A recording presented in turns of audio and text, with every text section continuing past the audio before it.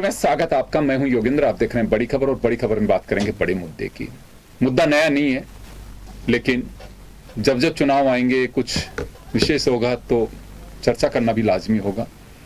वही सवाल होंगे, वही बातें होंगी और वही जवाब भी होगा। सत्ता पक्ष और विपक्ष एक दूसरे को तल्खी से आंक सकते हैं, देख सकते हैं, लेकिन नयापन आज हमारे साथ में है। तो पंडित रामकिशन जी हैं, जो पूर्व सांसद हैं, 4 बार के विधायक हैं।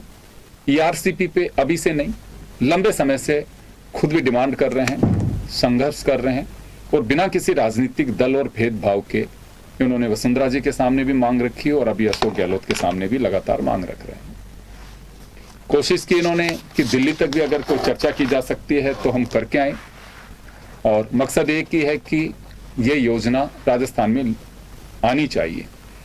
तो चलिए, पंडित रामकिशन जी हमारे साथ में हैं और पूर्व सांसद हैं, 4 बार के विधायक, जैसे मैंने पहले बताया। भरत मेघवाल जी हमारे साथ कांग्रेस से हैं, मदन प्रजापति जी हमारे साथ भाजपा से हैं।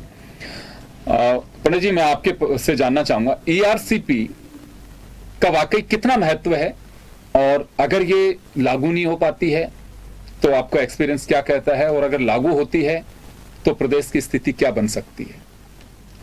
देखिए, ये 13 जिलों की योजना है। राजस्थान की जो घनी आबादी है उसके सारे जिले इसमें कवर होते हैं जी। और इसकी योजना में तीनों बात रखी गई हैं: सिंचाई के लिए पानी, उद्योगों के लिए पानी और पेयजल के लिए। अगर ये योजना मंजूर नहीं होती है तो पूर्वी राजस्थान के जो सारे जिले हैं जहाँ पानी का बहुत संकट है, जैसे खुद मेरे जिले की हालत ये है कि जहाँ 900 फीट तक नीचे चला गया है पानी, उस पानी की वजह से किसान, मजदूर पेयजल के लिए सभी तरस रहे हैं। योजना इतनी महत्वपूर्ण है कि जब ये योजना शुरू हुई थी जी, मैं ये नहीं कह सकता कि योजना मैंने जब बात की उस पर शुरू हुई या पहले शुरू हुई, पर असल शुरू इस तरह हुई थी कि हमारे भरतपुर जिले में 3 नदियां थी, बाणगंगा, गंभीर और रूपारेल, और वो तीनों नदियों में पानी आना बंद हो गया था। तो एक दिन अखबार में छपी खबर कि कोटा बैराज को खोल दिया गया और इतना पानी समुद्र में चला गया है। ये खबर जब मुझे लगी तो मैंने सबसे पहले एक चिट्ठी लिखी अगस्त 2007 में। वसुंधरा जी उस समय मुख्यमंत्री थी, उनको मैंने चिट्ठी लिखी कि पानी जो समुद्र में बह के जाता है, इस पानी को गंभीर नदी में डाल दिया जाए। इस योजना पर साल 6 महीना काम चला, लेकिन कुछ दिन बाद गुर्जर का आंदोलन चल गया था, गुर्जरों का। तो हमारी दूसरी मीटिंग नहीं हुई। एक मीटिंग में सिंचाई सेक्रेटरी थानवी साहब, उनने मीटिंग बुलाई। उसके बाद ये तय होगा, पहले तो इंजीनियर कहते रहे पानी नहीं है, लेकिन जब थानवी साहब ने मीटिंग बुलाई और सर्वे किया तो उसके आधार पर कहने लगे पानी है, पानी दिया जा सकता है जी। इस पर थोड़ा दिन काम भी चला। फिर एक दिन अचानक मुझे खबर दी सिंचाई विभाग के लोगों ने कि हम आपको ये चंबल इसका पानी तो सीधे नहीं दे सकते, हम आपके जिलों को पानी दे देंगे। तो हमने कहा हमें तो पानी चाहिए, हमें इस जिले और उस जिले से हमें कोई मतलब ही नहीं है। तो ये योजना बन गई, और योजना बन के 2017 में जब वसुंधरा जी मुख्यमंत्री थी, इस योजना को उन्हें पेश कर दिया। ये योजना में काम होना था 7 वर्ष में, और ये 37.5 करोड़ की योजना थी। इसके साथ साथ उन्होंने योजना भी पेश कर दी और ये भी मांग की कि इस योजना को राष्ट्रीय योजना घोषित किया जाए। ये सारा क्रम चलता रहा, राष्ट्रीय योजना घोषित नहीं हुई। इस बीच में सरकार बदल गई जी। सरकार बदलने के बाद अचानक क्या हुआ, मैं दिल्ली गया था मुलायम सिंह जी की तबीयत देखने, तो गहलोत साहब का एक टेलीफोन आया सालों बाद अचानक, आप कहाँ हो? तो मैंने कहा मैं तो दिल्ली में हूँ और मुलायम सिंह जी तबीयत खराब थी, देखने आया हूँ। पर उस दिन ये कांग्रेस के नेता, सदन के नेता चुन लिए थी। मैंने कही बधाई है, मैंने पूरी बधाई का है, नजदीक आओ मिले, फिर मिले। तो मिलने पर मैंने अशोक जी से एक ही बात कही थी कि राजनीतिक तौर पर आप अपने दिल को छोटा मत करना। मेरा मतलब इसका ये था कि पुरानी आपकी योजना को अगर किसी सरकार ने रोक दिया हो तो उसके बदले में कहीं इस योजना को मत रोक देना। उस वक्त मेरे सामने उसी वक्त वहाँ से इन्हें टेलीफोन किया और टेलीफोन करके ये कहा कि मैं आता हूँ इस योजना के बारे में बताना। तो मैं इस बात को धन्यवाद देता हूँ कि उसी दिन से मुख्यमंत्री लगातार इस योजना को पूरा करने के लिए आग्रह कर रहे हैं, राष्ट्रीय योजना की बात भी कर रहे हैं। बल्कि अब तो उन्होंने ये घोषणा कर दी है कि अगर केंद्र सरकार मदद भी नहीं करेगी तो हम इस योजना को पूरा करेंगे। इसके लिए बजट भी दे दिया। पंडित जी, अभी 13,000 करोड़ रुपए सरकार दावा कर रही है कि 13,000 करोड़ रुपए हमने बजट के फर्स्ट फेज में दिए हैं। अब ये योजना 37,000 करोड़ से लगभग 50,000 करोड़ की हो गई होगी, समय इतना निकल चुका है। तो क्या लगता है आपको कि, क्योंकि हमारे यहाँ तो सरकारों का बड़ा अलग सिस्टम है, रिपीट हो नहीं हो ये तो दिसंबर में पता लग पाएगा जी। तो क्योंकि आप लंबे समय से इस पे खुद भी चाहते हैं और हर व्यक्ति चाहता है पानी, तो क्योंकि जयपुर में बैठे हैं तो पानी अगर ईआरसीपी लागू होगी तो जयपुर के लोगों को भी मिल पाएगा, सीकर के लोगों को भी मिल पाएगा, 13 जिले जो इससे प्रभावित हो पा रहे हैं। अभी क्या लगता है आपको कि किस निष्कर्ष पे पहुंच पाए? कभी केंद्र में बात हुई? क्योंकि ये राजस्थान का सौभाग्य है कि जल संसाधन मंत्री जो हैं वो भी राजस्थान से ताल्लुक रखते हैं। देखिए ऐसा है, आज से साल भर पहले जी मैंने राजस्थान के जो 25 जो एमपी हैं वो बीजेपी के हैं, 2525 एमपी जी, तो मैंने करीब करीब टेलीफोन पर सबसे बात की जी। एक आध एमपी ने मजाक में कहा, पंडित जी आप जिंदा हो कभी तक, मजाक था, मतलब कोई नाराजगी नहीं, आप 98 साल के हो रहे, अब इस लड़ाई को लड़ रहे हो। तो मैंने उनसे कहा था कि आप एक बार सामूहिक मिलकर सब मुख्य प्रधानमंत्री जी से मिलो।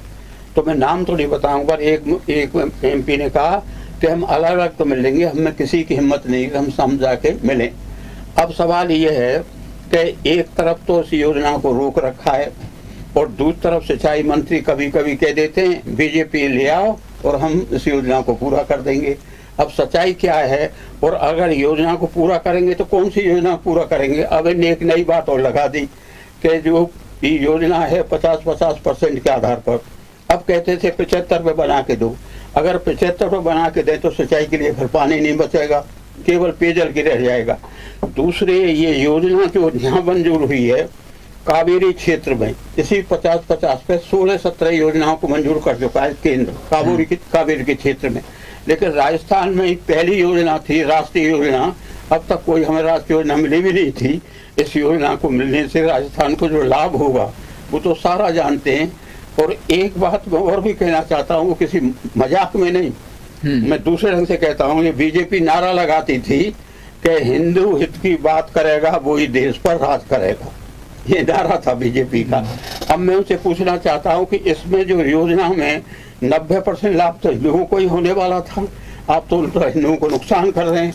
इसका मतलब ये होगा कि अब ये अगर कभी तो कहते हैं मंजूर कर देंगे, कभी कहते हैं संशोधन कर देंगे, तो सरकार कौन की बनेगी मैं उस पर कुछ नहीं कह सकता, वो तो एक चुनाव में अलग धारा होगी जी। पंडित जी, आपकी मुख्यमंत्री से भी मुलाकात हुई है जी इस योजना को लेकर के, और जब हम चर्चा कर रहे हैं उससे चंद घंटे पहले आप मिल करके आए हैं, तो किसी तरह का कोई आश्वासन मिला है कि ऊपर से उनको कोई संकेत मिल रहे हो या कुछ? मुख्यमंत्री ने तो यह कहा है, हम नहीं मिले, एक 500 डेलीगेशन मिला है, 500 से लोग पैदल आए, तो मुख्यमंत्री ने तो ये कहा मैं तो इसे कर ही रहा हूँ और कोशिश हम केंद्र से लगातार कर रहे हैं। और प्रधानमंत्री जी 2 बार आए थे राजस्थान में चुनाव के दौरान, उन्होंने 2 बार उससे सहमति भी दी थी। उन्हें ये मैं नहीं कहा, उन्हें ये मंजूर की कह दी थी, उन्हें विचार करेंगे। अब प्रधानमंत्री जी के नोटिस में भी है, बीजेपी के टाइम पे बनी हुई योजना भी है। बीजेपी वाले अगर ये सोचते हैं कि इसका ये कांग्रेस को जाएगा तो वो इसलिए गलत है। वसुंधरा जी के टाइम पे मंजूर कर देते तब भी इसमें कोई दिक्कत नहीं थी, बस मंजूर नहीं की। अब मंजूर क्यों नहीं की इसके बारे में ज्यादा कुछ नहीं कह सकता। एक तो बीजेपी के भीतर आपसी विवाद है, उस वजह से या और वजह से मैं कुछ नहीं कह सकता। लेकिन ये योजना मंजूर नहीं हुई तो राजस्थान के लिए सबसे ज्यादा नुकसान होगा। चले पंडित जी, आप 98 ईयर्स ओल्ड पंडित जी, आज भी मैंने इनसे जब भरतपुर से बात की पहले भी, तो ईआरसीपी को लेकर के जिक्र किया इन्होंने, वसुंधरा जी से भी मुलाकात की और अशोक गहलोत साहब से भी लगातार टच में है। खैर, लेकिन अब योजना हुक्मरानों के हाथ में होती है कि जो सत्ता में सरकार होती है वो उन्हीं की होगी। आम जन कोई भी डिमांड कर सकता है, कोशिश कर सकता है, लेकिन राजनीतिक चश्मे के अलावा अगर हम देखें तो वाकई ये बहुत बड़ी जरूरत है। अगर बारिश का पानी गेज खोलने के बाद अगर व्यर्थ चला जाता है तो मुझे लगता है कि हमारे मैकेनिज्म नहीं है, वाटर मैकेनिज्म तो बिल्कुल भी नहीं है ये। और यही कहूंगा कि ये एक बड़ी पीड़ा भी होनी चाहिए, इस दर्द को समझना चाहिए। बेशक राजनीतिक दलों के स्पोक्स पर्सन अपनी पार्टियों की बात कहते हैं और उस पर अड़ते भी हों, खैर काम है उनका, लेकिन अंदर से वो भी जानते हैं कि पीड़ा की बात तो है। 98 साल से आप बाबूजी इतना स्ट्रगल कर रहे हैं और कह रहे हैं कि पानी को लेकर के आप वहां से पैदल यात्रियों के साथ यहाँ पहुंचे हैं, एक बड़ी बात है। हम आपका शुक्रिया भी अदा करना चाहेंगे इस प्रयास के लिए। मदन जी, आपके पास आना चाहूंगा। ये मेरी नजर में तो एक जनहित का मुद्दा है, लेकिन राजनीतिक दल इसे एक बड़ा मुद्दा बना रहे हो। बड़ा मुद्दा नहीं है, आने वाले चुनाव में और बड़ा मुद्दा होगा ये। तो किस तरह से देखें, अब 98 साल के, और ये तो रामकिशन जी वो हैं कि जो उस वक्त के जनसंघ के गठबंधन के साथ में ये सांसद चुने गए थे, क्योंकि बीजेपी अभी बाद में 80 के अंदर बनी, तब ये सांसद बन गए थे गठबंधन के संयुक्त उम्मीदवार के रूप में। तो क्या लगता है आपको कि वास्तव में एक बड़ी बात है कि ये लेटरबाजी के अंदर ही उलझती रहेगी, जो डेप्थ अभी पंडित रामकिशन जी ने बताई? योगेंद्र जी, मैं पंडित जी का सम्मान करता हूँ और मैं प्रणाम भी करता हूँ कि आप इस उम्र में भी जनता के लिए इस तरीके से लड़ रहे हैं, और आप कब से इस योजना के बारे में बैठे हुए हैं, और बिल्कुल निश्चित रूप से ये योजना पूरी होगी, मैं इस पे आपको आश्वस्त कर सकता हूँ। लेकिन आज राजस्थान में हो रहा क्या है, केवल ईआरसीपी राजनीति का एक मुद्दा बन गया है, और मुद्दा ऐसा बना है कि इस मुद्दे को आप अपनी व्यक्तिगत लड़ाई के अंदर ले गए। कैसे ले गए, मैं थोड़ा सा आप बताएंगे। भारत सरकार के जल शक्ति मंत्री गजेंद्र सिंह शेखावत जी ने इस मुद्दे से संबंधित यहाँ पे बैठक रखी। पहले दिल्ली में बैठक रखी, यहाँ के अधिकारियों को बुलाया, माननीय मुख्यमंत्री जी से भी समय लेने की कोशिश की, मुख्यमंत्री जी ने समय दिया, बाद में मना कर दिया। जयपुर में बैठक रखी, जयपुर में भी यही हुआ कि माननीय मुख्यमंत्री जी ने एन समय पे बैठक में आने से मना कर दिया, वो नहीं आ पाए, लेकिन उनके अधिकारी भी बैठक में सम्मिलित नहीं हुई। तो ये इनकी गंभीरता दर्शाती है। दूसरी चीज ये है कि राजस्थान सरकार की अगर मंशा होती, बाबूजी ने कहा कि मैं 2007 में बोला था, 2008 से 2013 तक कांग्रेस की सरकार थी, ईआरसीपी का ईबी नहीं लेके आई है। ये सरकार, बाबूजी मिले, वसुंधरा जी, हम पीड़ा को समझते हैं जनता की, और जनता की पीड़ा को समझ के ये 2017-18 के बजट के अंदर माननीय वसुंधरा जी ने ये प्रावधान रखा। हमारी सरकार चली गई, उसके बाद में 4.5 साल से मुख्यमंत्री जी हैं। केंद्र में एक बार भी अगर प्रधानमंत्री जी से मिलने गए हों माननीय मुख्यमंत्री जी, ईआरसीपी से संबंधित कोई बैठक करी हो मुख्यमंत्री जी ने, केवल मीडिया में बयान देते हैं और ये करते हैं, ये कभी नहीं आए। ये जनता की इस तरीके की है कि 27,000 करोड़ रुपए जल जीवन मिशन के आए हुए पड़े थे, इन्होंने नहीं होने दिया। पूरे देश में जल जीवन मिशन की जो कहानी है, वो 45,000 पंचायतें जो है वो जल जीवन मिशन से जुड़ चुकी है, हर घर नल जल की योजना से, लेकिन राजस्थान में उस सरकार को चलने नहीं दिया, आपने उसको काम को पूर्ण नहीं होने दिया जो है। और दूसरी चीज, आपको एक चीज और जानकर आश्चर्य होगा कि राजस्थान सरकार ने आज तक जो इसका निर्धारित फॉर्मेट है, उस निर्धारित फॉर्मेट के अंदर भी भारत सरकार को आवेदन नहीं किया इन्होंने। ये सब झूठ बोलते हैं। चौथी बात, 13,000 करोड़ रुपए जो है 2021 के बजट में माननीय मुख्यमंत्री जी ने प्रावधान रखा था, क्या किया? केवल घोषणा करते हैं, बयान देते हैं, मीडिया हाइप करते हैं, और केवल ईआरसीपी के ऊपर राजनीति करते हैं। पहले भी राजनीति करते थे, अभी भी राजनीति कर रहे हैं, केवल राजनीति के अलावा कुछ नहीं है। ईआरसीपी एक राजस्थान में एक मुद्दा बना दिया। राजस्थान सरकार 1% भी नहीं चाहती है कि जनता का भला हो और ईआरसीपी राजस्थान में लागू हो। अगर होती तो ये बैठक करते, अधिकारी बैठक करते, मुख्यमंत्री जी बैठक करते। और मैं तो बहुत ईमानदारी से, बड़ी विनम्रता से इस आपके माध्यम से पूछ लेता हूं कि एक बार भी मुख्यमंत्री जी प्रधानमंत्री जी से इस संबंध में गए हों, किसी अधिकारी को भेजा हो? नहीं भेजा उन्होंने, और सिर्फ आरोप प्रत्यारोप की राजनीति रह गई है। जनता का कहीं दूर दूर तक कोई सरोकार नहीं है।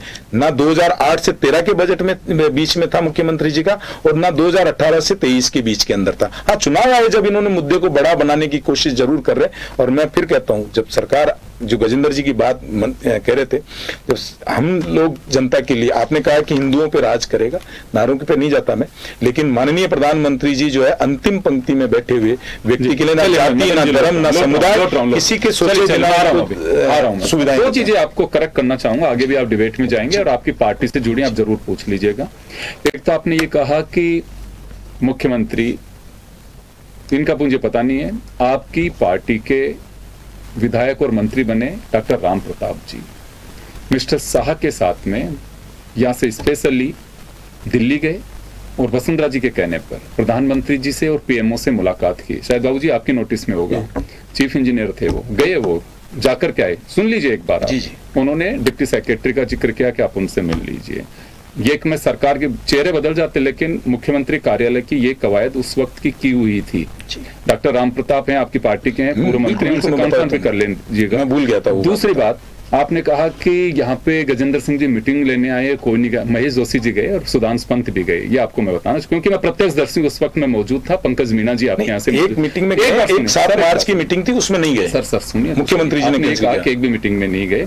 दूसरा, इस बात को लेकर के दोनों तरफ से और बाकी निर्दलीय एमएलएज ने भी इस बात को कहा विधानसभा के अंदर कि भाई सबको मिलकर के चलना चाहिए। इस पे मुख्यमंत्री ने सीएलपी लीडर कटारिया साहब से ये कहा कि साहब आपके नेतृत्व में हम चलते हैं, आप टाइम सेट कर लीजिए, हम सब लोग चलेंगे साथ में। और क्योंकि आरसीपी आपका और हमारा मुद्दा नहीं, पूरे राजस्थान का मुद्दा है। खैर, क्योंकि ये सब बातें मैं इस वजह से कह रहा हूँ, पब्लिक डोमेन में है, बिल्कुल मैं प्रत्यक्षदर्शी हूं, सारी चीजों को देख रहा प्रताप जी की बात, एक मिनट सुनिए। और अगर नहीं डॉक्टर राम प्रताप जी वाली बात मैं अगर कह रहा हूँ और मिथ्या है तो बिल्कुल आप मिथ्या नहीं है, आप बिल्कुल सही कह रहे हैं। हाँ, तो चलिए मैं आपके पास आना चाहूंगा। सुनिए, मैं आपके पास में आना चाहूंगा।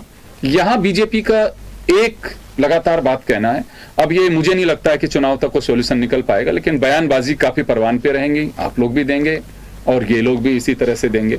इसे हमारे इधर आम भाषा में दांगे कहते हैं बाबूजी, है ना, दांगे देंगे, क्योंकि मैं बयान नहीं कहूंगा, इससे कोई जनता का हल होने वाला नहीं, और वो सब करोगे आप सब लोग। तो क्या लगता है कि जो आरोप अभी मदन प्रजापति जी ने लगाया उसका क्या जवाब होगा? क्योंकि जनता के सामने आप लोग वही जवाब देंगे, तो जन टीवी के माध्यम से ही दे दीजिए। देखिए, जवाब तो विवेक जी अभी माननीय पूर्व सांसद महोदय और विधायक रहे, उन्होंने दे दिया कि किस तरीके से पार्टी के 25 के 25 सांसद जिन्होंने जनता ने जिनको चुनकर भेजा, उन्होंने ईआरसीपी के मुद्दे पर बात नहीं की। और सबसे बड़ी बात कि माननीय मुख्यमंत्री जी को जब ईआरसीपी के बारे में कहा गया तो उन्होंने अपने स्तर पर, राज्य सरकार के स्तर पर काम करने का प्रयास किया और वो कर भी रहे। देखिए, 2007 की जो डीपीआर बनी, उस डीपीआर के अंदर 2005 की जो अंतर्राज्यीय स्टेट कंट्रोल बोर्ड की मीटिंग हुई थी, उस मीटिंग के आधार पर डीपीआर बनी थी। और जो 2017 की डीपीआर जिन्होंने बनाई थी, मदन जी आपके लिए मैं बता दूं, वो आज प्रधानमंत्री सलाहकार समिति के सदस्य हैं। तो आप ये देखिए कि जब राजस्थान के अंदर ईआरसीपी के लिए माननीय मुख्यमंत्री जी ने 21-22 में 13,000 करोड़ नहीं दिए थे, 320 करोड़ दिए थे। 22-23 में 9,600 करोड़ दिए थे, जिसपे काम चल रहा है। ईसरदा बांध और जो छोटे मोटे बांध है जहां पर भराव होगा वहां पर पानी आएगा कैसे। लेकिन प्रधानमंत्री कार्यालय जी के वहां से मुख्य सचिव उषा शर्मा जी को यह लेटर दिया जाता है कि आप इसको बंद कर दीजिए, किसी भी तरह का आप काम नहीं करेंगे। और 14,200 करोड़ रुपए माननीय मुख्यमंत्री जी ने इस बार भी उसका कर दिया। और गजेंद्र सिंह जी क्या घोषणाएं करेंगे, राजेंद्र राठौड़ जी का घोषणाएं करेंगे जब हम काम करेंगे। और सही का पूर्व मोदी जी ने, आपने सेट गवर्नमेंट में आवेदन किया है क्या? सेट गवर्नमेंट में आवेदन किया क्या आपने? आपने सेट गवर्नमेंट में आवेदन किया क्या? Madan ji, state control board ने 3 और आपने मध्य प्रदेश से बात करी नहीं, मध्य प्रदेश से बात करी नहीं, और आपको सुना ना धैर्य से थोड़ी देर सुन भी लीजिए। 10% जो 3 शर्तें रखी गई थी स्टेट कंट्रोल बोर्ड ने कि जहां भी किसी राज्य में कैंचनमेंट एरिया हो, प्लस जिस राज्य में डूब क्षेत्र हो, भराव क्षेत्र हो, तो वहां पर किसी भी राज्य को किसी से एनओसी लेने की जरूरत नहीं है। और अभी आपने केन बेतवा योजना जो मध्य प्रदेश और यूपी की बनी, उसमें क्या कितना प्रतिशत है आपको पता है? लेकिन सिर्फ राजनीतिकरण किया जा रहा है राजस्थान के साथ। और सही कहा सांसद महोदय जी ने कि ऐसी कितनी राष्ट्रीय परियोजनाएं घोषित हो चुकी है जिसमें 75% नहीं 50-50% का है। जब पानी हमारा है, जब डूब क्षेत्र हमारा है, जब भराव हमारा है, बांध हम बना रहे हैं, तो फिर क्यों आप राजनीतिकरण कर रहे हैं? और मैं एक बात और बताऊं, शीतकालीन सत्र में एक माननीय सांसद महोदय जी ने एक क्वेश्चन लगाकर पूछा था कि आप राष्ट्रीय परियोजना बनाना चाहते हैं ईआरसीपी को, तो वहां पे जवाब था नहीं, कि हम नहीं बनाना चाहते। तो जिस तरीके से भारतीय जनता पार्टी का दोहरा चाल चरित्र दिख रहा है, वो आज एज ए प्रवक्ता हमने नहीं, माननीय सांसद पूर्व सांसद महोदय जी ने भी बता दिया कि किस सरकार की मंशा है, किस व्यक्ति की मंशा है। और मैं धन्यवाद देता हूं ऐसे मुख्यमंत्री जी को। एक सेकंड देखिए, मनसा पे तो देखिए, मनसा वसुंधरा राजे की भी थी, तभी तो बात आगे बढ़ी है। वर्तमान जो भारतीय 2008 से 2013 तक आप सो रहे थे, मुख्यमंत्री जी सो रहे थे ना। 17 में लेके कौन आए? ये ईआरसीपी कौन लेके आया है? पानी पिलाओ आपको, कौन लेके आया? पानी पिलाई। चलिए बाबूजी आपके पास में आना चाहूंगा मैं। क्या लगता है ये बयानबाजी आपको सिंबॉलिक दिख रहे हैं? क्योंकि आपका बड़ा एक राजनीतिक एक्सपीरियंस और इसी तरह की बयानबाजी कॉमन रूप से भी आपको देखने को मिलती है। पर क्या लगता है कि जनता इन बयानबाजियों से कोई सरोकार रखती है या फिर पानी मिल पाएगा? क्योंकि राजनीतिक बयानबाजी है ये टोटली। और मैंने दांगे शब्द का उपयोग इस वजह से कहा, अलवर भरतपुर में बहुत काम लेते हैं इसको, कि ये केवल दांगे मार रहे हैं और कुछ नहीं कर रहे हैं। क्या लगता है कि ये कुछ रूट पे हम जा पा रहे हैं कि जिससे प्यास बुझ पाएगी? देखिए, इसमें मुद्दा ये है, प्रजापति जी ने जो बात कही है कि मुख्यमंत्री कभी मिले नहीं, अगर मुख्यमंत्री मिलने तो इसे मंजूर कर देंगे। पहली बात मैं नहीं मैंने मिलेंगे नहीं मिलेंगे वो जाने, उनका काम जाने। अगर मिले मंजूर कर देंगे। और मंजूर नहीं करने की बात यह है कि योजना शुरू हुई थी वसुंधरा जी के टाइम पे, फाइनल किया उनके टाइम पे, कांग्रेस की सरकार बनी साल भर बाद, उस बीच में योजना को स्वीकार क्यों नहीं किया? और आज जो ऐतराज कर रहे हैं उससे वो ऐतराज क्यों नहीं किए? तो ये सीधी बात ये है। इसमें रोचक बात और एक बाबूजी, आपके तो ध्यान में है, बहुत एक्सरसाइज की है, बनाने वाले भी आज बड़ी महत्वपूर्ण पोजीशन में है। मानिए ये जो जिनने योजना बनाई, श्री राम वेदेरे साहब, हाँ जी, जिनने ये योजना बनाई थी वो आजकल सेंटर में है और वो अब इस बात को कह रहे हैं। ये तो देखिए, मैं समझता हूँ कि इससे राजनीतिक लाभ उठे या नहीं उठे, लेकिन राजस्थान का नुकसान हो रहा है। और राजनीति में तो आप समझो चुनाव होते रहेंगे, हारते रहेंगे, जीतते रहेंगे, लेकिन मैं निश्चित तौर पर कह सकता हूँ इससे राजस्थान का नुकसान होगा। और सही तौर पर जनता तक ये सवाल पहुंच गया तो इससे बीजेपी को नुकसान होगा। चले खैर, मैं माफी चाहूंगा मैं, क्योंकि समय का अभाव है और हम जानना चाह रहे थे, कोई नई बात नहीं की मैंने, सिर्फ पंडित रामकिशन जी से बड़े दिन से हमारी इच्छा थी, क्योंकि इनके बारे में हमें मालूम था कि ये बहुत लंबे समय से कोशिश कर रहे हैं। वसुंधरा जी को भी इन्होंने रिक्वेस्ट की थी, वसुंधरा जी के ध्यान में आने के बाद में श्री राम वैदेरी जी को कहा, पूरी चीजों की एक्सरसाइज की और ये सब चीजें हुई। अशोक गहलोत जी से भी मिले और जब हम डिबेट कर रहे हैं उससे कुछ घंटे पहले भी वापस अशोक गहलोत जी से एक डेलीगेशन के साथ में, जिसमें सैकड़ों लोग शामिल थे, उनके साथ में जाकर के मुलाकात की और कहा कि इसके आगे बढ़ाइए, इसे राजनीतिक तरीके से नहीं, जनता के हित में साध करके इसे कोशिश करनी चाहिए, क्योंकि पीने वाले राजस्थान के अपने लोग हैं, कोई बाहर से आकर के इसका पानी नहीं पिएगा। पिएगा भी तो कोई बात नहीं है, पानी तो पानी होता है, वो जनहित के लिए होता है, वो ईश्वर की देन है, हम तो सिर्फ उसे मैनेज कर पा रहे हैं। चले, बहुत बहुत शुक्रिया आप सभी का और बड़ी खबर में इतना ही, दीजिए इजाजत, नमस्कार।